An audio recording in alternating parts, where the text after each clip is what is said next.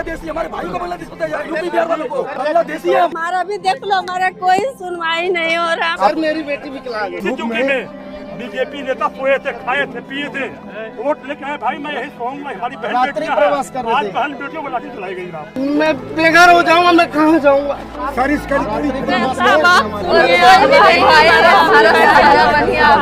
हाथ जोड़ के निवेदन है सर, कुछ करा। इस बिल्डिंग को दिखा करके इलेक्शन की शुरुआत की थी। इसी बिल्डिंग को दिखा करके दिल्ली में बीजेपी शासन ने मेरे बच्चे मिल गया। क्या मेरे बच्चे रहते हैं सर? सोचिए, एक सुबह उठते हैं और देखते हैं कि आपके घर की दीवारें गिरा दी गई है। बच्चे, बूढ़े, औरतें सब खुले आसमां के नीचे खड़े हैं।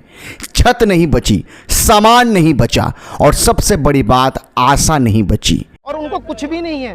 केस लड़ते रहो। डीडीए वाले बोलते हैं तुम्हारा तोड़ के भगा देंगे, आप केस लड़ते रहिए, चाहे जहाँ रहिए, यहाँ से हटो। दिखाओ मुझे, चलो आओ। यहाँ पे 1.5 महीना होने वाला, लाइट नहीं है। जब से घर टूटे हुए हैं तब से लाइट पानी नहीं है यहाँ पर। हम लोग बिना लाइट के रहते हैं। अब इनको स्टे मिला इसलिए नहीं टूटा ये। स्टे वाले हैं, पर सर स्टे होने के बाद भी देखिए तोड़ दिए है।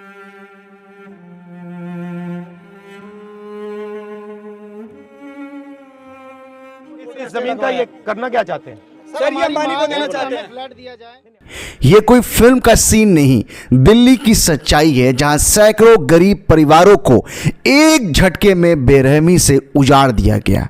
और ऐसे ही हालात में जब सब चुप थे, जब हर नेता सिर्फ ट्वीट कर रहा था, राहुल गांधी वहां पहुंचे। उन गलियों में जहां धूल थी, आंसू थे और टूटे हुए सपने थे। उन्होंने किसी को भाषण नहीं दिया, उन्होंने सिर्फ एक सवाल पूछा, कैसे उजाड़ दिया गया आपको?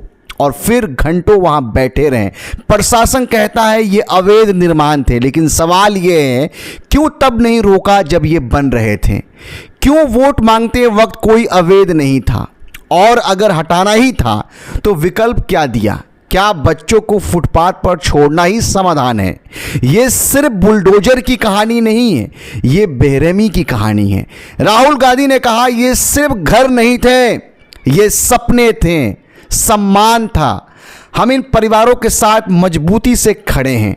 उन्होंने प्रशासन से भी पुनर्वास की मांग की और खुद मदद करने की जिम्मेदारी ली। विपक्षी दल होना आसान है, लेकिन दुख में खड़ा होना सबसे मुश्किल काम होता है। कई स्थानीय मीडिया चैनल ने इस पूरे मसले को दबाया, लेकिन सोशल मीडिया पर आम जनता ने इसे उठाया। एक लड़की ने वीडियो में कहा, अगर गरीब होना गुनाह है तो हमें सजा क्यों नहीं दी जाती पहले ही? लोगों ने पूछा, क्या सिर्फ अमीरों के लिए ही शहर में रहने का हक है? दिल्ली में पिछले 6 महीनों में 12,000 से ज़्यादा घर तोड़े गए। इनमें 70% ऐसे लोग थे जो मजदूरी करते थे, घरों में काम करते थे। सरकार कहती है विकास चाहिए, लेकिन क्या विकास की कीमत इंसानों का घर उजाड़ कर दी जाएगी?